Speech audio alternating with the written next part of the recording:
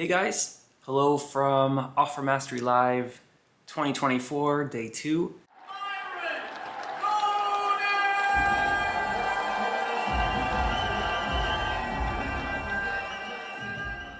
In this quick video, I'm just going to give a quick review for day 2. You don't have to watch till the end. I would say on day 1, I feel like I already got my value out of it, so I'm completely happy with what I invested into this. So I'm already good. But there are a couple highlights I want to give to you guys. I will say overall, I feel like there was a lot of value front-loaded into day 1. Just the amount of speakers, Daniel Priestley. And then day 2 felt a little fluffier for me, but that's probably because I'm already in one of the main speakers' other classes. And so a lot of the information from today wasn't super new to me, but it was still mind-blowing. Today alone, I still think would have been worth the ticket price if you were to invest. So a couple highlights from today. I'll work backwards because I'm fresh. I think Myron got to speak a little bit more today maybe. He closed us out. He opened us this morning. One of the things that's really valuable for me, if you've watched a lot of his videos, you'll already know a decent amount of what he'll cover through Offer Mastery Live, at least on the first day.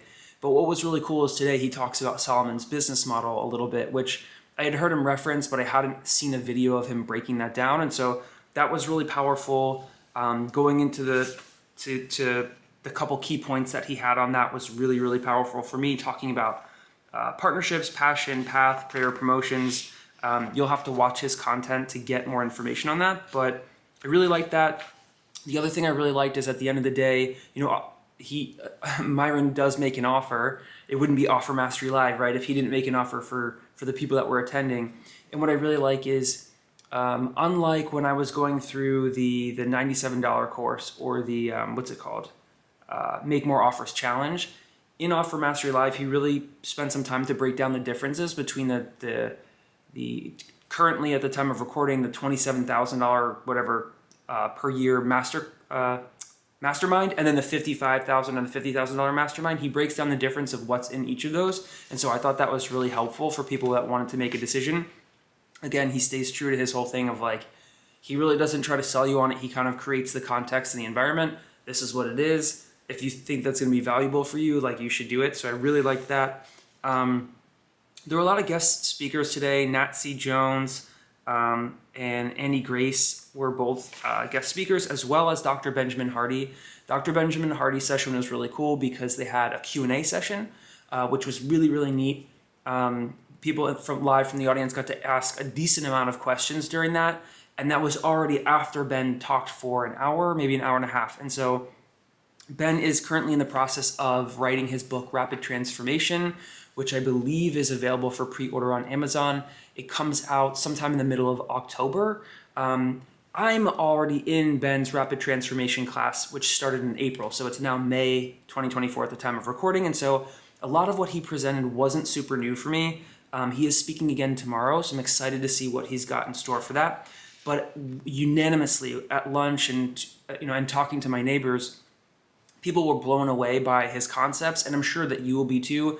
Rapid transformation, the concept that he brought today, and impossible goals are very different than who, not how, somewhat related to 10x. I mean, they're all connected in some underlying ways, but impossible goals is really interesting, and the way that he touched on that was really profound. When I asked people what was the highlight of the day, most people said Ben Hardy. And I think that's also because he was one of the only ones to have that Q&A session with Myron. If any of the other speakers had that Q&A, it probably would have been very valuable as well, just because there was that interaction and it was a little bit tailored and people got to ask questions that other people in the audience were probably thinking of. So that was a highlight. I'm trying to think of what else. So Nat C. Jones talked about, it was really interesting, she talked about this whole, she used an animal reference to talk about how, I really loved her message on like feeding the team. So it's like talking about partnerships and how to partner with people. At least that's what I took away from it. And I think so much of us get caught in, we have to do it all ourselves and whatever. And her thing was like using this example of dolphins and how dolphins kind of like, they feed each other. It's like one person takes a turn doing this thing and then the other dolphins eat and then they all switch in the rotation so everybody gets fed until everyone's full. That was really powerful. I know it sounds weird when I explain it to you here without the context, but you'll just have to look Nat C Jones up, and you'll have to find out more about her. But that was really powerful. Rick Williams, I believe was his name. His story was super inspiring for me. Not too long ago, I think in 2009, he was like incarcerated, gets out of jail, and then he's like homeless, living in a hotel, and he turns his life around and gets involved in real estate. And one of the takeaways that I had from that, I can't read my handwriting because it's so bad, but one of the takeaways that I had from that was basically that every blessing or every opportunity, every good thing that comes into your life, God's going to allow that to happen. He's going to facilitate that through other people. And so it's this understanding that, not that you can just sit around and wait, which sometimes, if I'm honest, sometimes I get myself in that mindset of like, I can do that because sometimes it seems so challenging and so hopeless. But his was more like, lending a hand when you get to the top and being grateful for the people that have helped you along the way. And that wasn't the core of it. He did talk about some tactics and some things that helped him in real estate. But his story was just so inspiring just because it was such a massive, dramatic change to be doing $1 million days. And then in 2009, the guy's like incarcerated and homeless, and he wasn't married, and now he's happily married, and all this other stuff is going on. And it's like really mind-blowing and powerful. So I would say overall, the day was pretty incredible. And again, like this event, if you're in the future, if you're in the future, if it's 2025 and you're taking this next year, I think the value of this, I know it won't be live again, at least that's what Myron says. It's in the people.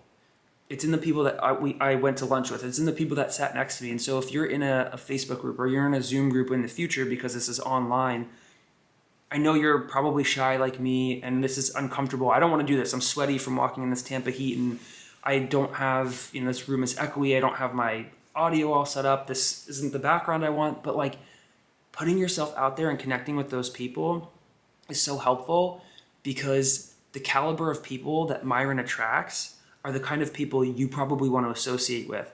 This is not a networking card exchange where everybody's looking out for themselves. These people that I have met, and I've met quite a few so far, have all been super humble, super open-minded. Like they want criticism, they want feedback, they want to learn, they want to grow, and they want to help you. And the people I've asked questions to with the problems that I'm stuck on, they are so kind and so willing and so generous to help me with answers to those things. So that's been amazing. I got to talk to Omar from Think Media. Omar, you were awesome. I got to thank him for creating that video with Myron, which is like an hour long, and then a recent one he did with Rory Vaden, which was pretty awesome, and then Russell Brunson. So really cool seeing him. It's like my first time seeing an influencer or whatever like in person. It's kind of bizarre because I don't really go to concerts. And so seeing him was really, really cool. And just, again, such a kind person. Like David Shantz, like the caliber of the people that are there, even the higher status people, they're just so kind and so humble. And being around that, there is a buzz in the room. There is this energy that you experience from that. And the key is taking that along with us once the conference is over, right? It's like doing something with that. What are the micro interactions I can do now to capitalize on what I've learned? One of them is making this video, right? I just walked out of the conference. Again, these are uncomfortable for me, but I'm doing this now because I didn't really find a lot of reviews on the event. And so I hope this helps somebody out there. I hope you consider attending in the future. And yeah, I'll see you guys in the next video. Day 3 is tomorrow, the final day.